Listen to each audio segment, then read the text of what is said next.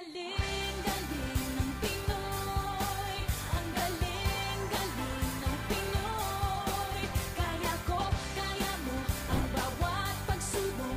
Bukod tangi ang kagaling.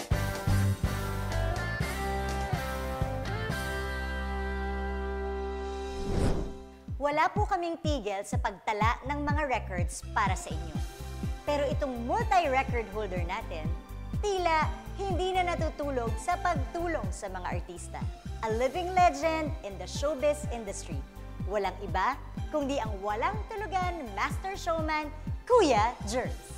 Talaga namang living legend na si Kuya Germs dahil buong buhay yata natin ay nakagisna na natin ang nag-iisang master showman. Nag-celebrate nga ako ng 50 years in showbiz. 50 years? Wow! Pero napakabata niyo pa rin tingnan, Kuya Germs. Mga bata na lagi kong kasama kasi. Paano kayo nakadiscover ng talents? How do you know na ito, sisikat to? Well, ganito yan eh. Siyempre, yung pagpasok ko sa bakuran sa Pagita Pictures, marami akong natutunan kay Dr. Perez, ang bait na producer na nandun na kay Lord, ano? Yes. Na kung pagtingin niya sa isang tao, kung ito ay magiging material sa showbiz, nakukuha niya. Nandun yung sinasabi nga, vibration, ano? So, ako rin, namana ko yun. Pag nakita ko, sabi, sa loob ko, palagay ko may pag-asa ito, So, no? it's instinct? Yeah, but meron din challenge kung minsan na sasabihin ng iba na, ba't ko kinuha yan, Kuya Germs? Hindi naman pang-artista yan, pang-gano'n. Sabi ko, well, abangan na nyo lang, ano? Ito, Kuya Germs, ilan na po lahat ng na-discover niyo na talents? Hindi ko na binilang. Hindi ko na binilang dahil habang dumarating ang araw, linggo, buwan, taon, nakikita ko naman na hindi naman ako nawawalan sa pagdi-discover, no? At kahit na nga nawala na yung mga programa ko, just imagine na ang iniisip ko ng araw masyadong ahead, ano? Dahil nung binigyan ako ng pagkakataon ng GMA na magkaroon ng mga sarili kong programa at tinanong nila ako kung pwede pa akong gumawa ng panghapon na program, no? So, naisip ko yung buksan ng pintuan para sa mga kabataan. At yun nga yung That's Entertainment. And of course, ang unang batch, 16 na bata.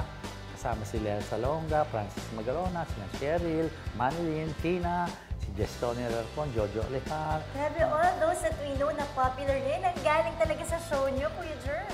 Siyempre, kung binigay ni Lord, hindi mo na maalis yun di ba?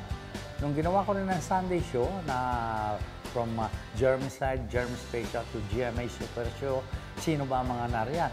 Jackie Lublanco, dumating si Lani Mercado, tapos rin itong bet sa akin ni Victor Rosario at saka ni Mayor Cuneta, si Sharon, no? Tapos dumating si Shasha Padilla, dumating si Don Sorreta, si Marisol Laksa, then si Gretchen Barreto, Jean Garcia, nag-graduate sa dance. So dumami ang mga co-host ko na ako lang ang the only man na paligid ako ng mga beauties, ano? So sabi kong ganyan, you see, na yung mga pagkakataon, hindi naman yung sarili mo ang iniintindi mo. Ang iniintindi mo, yung magagawa mo at yung papaligid sa'yo na ituturing mo mga anak nga, which gano'n nga nangyari. So parang as talent manager, sa dami nun, you manage them all? Well, I don't manage it. Meron lang mga iba na nagpupumilit na ako ang gawing manager. Pero ang sistema ko, hindi ako kumukuha ng komisyon dahil You don't get commissions? No. Nag-aabono pa ako, no? Galing naman. Pero I don't blame naman the managers dahil yun ang trabaho nila. Opo. Pero kung katuwiran ko, as Kuya Germs, Herman Moreno, kumikita naman ako sa sarili kong pawis. So, ba't ko pa pakikialaman yung kita ng mga iba, lalo tigit kong baguhan lamang, ihingan mo na kagad, kakaltasan mo ng komisyon, ano? So, I don't do that. So, tumakbo ng ganyan, kahit na sarili mong bulsa, nag-aabono ka, ang sa akin, hindi na yun ang iniisip ko. Sa akin, yung meron kang magawa, may contribute. So, paano nyo naisip ulit ito namang master showman, walang tulugan? Ito na nga ang pangyayari. Ito, parting malungkot, ano? In 1 year time, nawala na yung mga programa ko dito sa GMA. So, magtataka ako, why? Bakit nangyayari? So, was in my room na umiiyak ako, bakit nangyari ito na nawala mga shows, ano, ganito. So, talagang pagsubok, ano. Then, I asked the president of the network na, bakit bakit gano'n? Wala na akong show. Ano pang gagawin ko dito? Kailangan nyo pa ba ako? Hindi na. Hindi, dito ko pa rin. Eh, anong gagawin ko pa? Wala na akong show. Gagawin kitang consultant. Okay? So, sabi ko naman, consultant, I'm still a personality. Sabi ko ganyan. Kailangan kahit na isang show, meron ako. So, doon ko naisip yung Master Showman. And the time slot they gave me, 10:30 ng gabi. So, sabi ng mga tao, wala naman nanonood sa'yo, tulog na mga tao. Sabi ko, hindi bale, challenge na naman sa akin ito. No? So, the first initial presentation, ang Broadway Centrum, punong-puno ng tao. No? Dahil lang guest ko, sila Gloria Romero, my kumadre, Susan Roses, maraming mga big stars na sinuportahan pa rin ako. So, nagulat ngayon na ganun karami ang tao ating gabi na. So, later on, after 2 weeks, naging 11:30 ng time slot ko. Palitan ng palit hanggang lumakas ng alas 12 ng ating gabi. Doon sumigaw na ako ng walang tulugan. So, ayun, umingay ang walang tulugan. Kahit sa Amerika, sa Middle East, sa Japan, pag nakikita ko, sumisigaw ng walang tulugan. Walang tulugan. Pero kung sa Hollywood ka, naglalakad ka kaya, nakita ka ng Pilipino, hey, si Kuya Jess, walang tulugan. Ako, talagang nakakagulat. You know, sa dinami-dami ng mga programa sa telebisyon na nagkaroon, ang That's Entertainment, hindi makalimutan. Until now, tinatanong sa akin.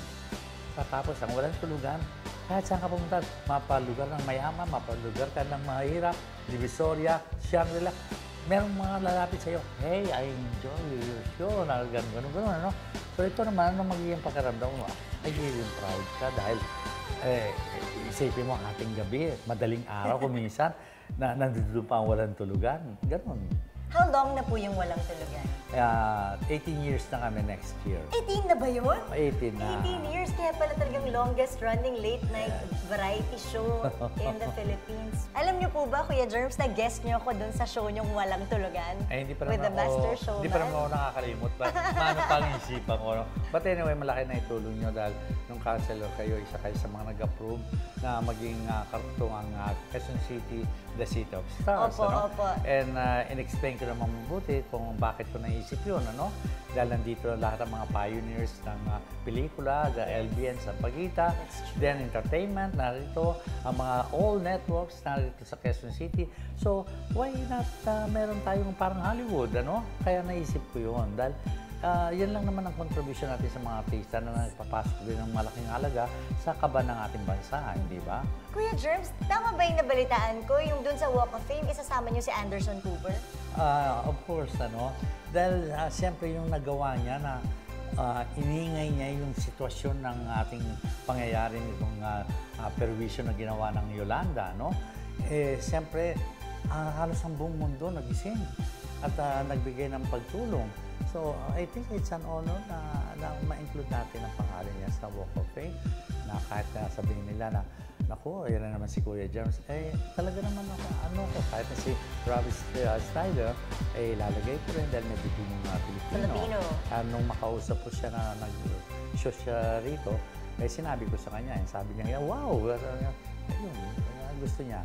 And again, this is the first Walk of Fame in the Philippines. The only Walk of Fame in the Philippines. Yeah. Pang-apat na record nyo na to sa Philippine Book of Records. Pakyawan na to, Kuya Germs. At meron din ang Bulacan, naggawa rin sila. Humingi ng permiso sa akin. Ang Marikina, meron din. Yeah, but that's from you. Pero hindi star nakalagay dyan, kundi sapatos. Doon nakalagay yung pangalan mo, no? Nakakatuwa. And pretty soon, dito rin sa paligid natin, lahat yung mga artista narito sa atin ngayon, nariyan ang mga pangalan nila. Makikita nyo, by next year, meron tayong inauguration na gagawin. Ako nandito lamang, especially sa mga kabataan, kung nagagawa ko pa rin hanggang ngayon, yung nagawa ko nung araw, ipagpapatuloy ko yan. Hindi ako susuko. At huwag kayo mahiyang lumapit sa akin, hindi ako mahirap lapitan. Okay? Basta sabihin nyo lamang, gusto nyo mag-artista, kung mayroon kayong may kukontribute na talent, okay, sumubo kayong pumunta sa Walang Tulugan. Ganon. Alam ko na kung anong sikreto niyo, Kuya Germs. Ano ang sikreto ko? You are selfless. Ang iniisip niyo po yung ibang tao bago ang sarili niyo. And I think that's what makes you very successful in life. Siguro gano'n na nga. And I'm so thankful sa mga taong nagtiwala sa akin, sa ating Panginoon, at sa GMA, sa Kapuso Network. Longest running late night variety show, longest serving talent manager, at most number of talents handled. Yan lang naman ang ilan sa mga records na pasok sa Philippine Book of Records ng ating Master Showman. Kuya Germs, Herman Moren.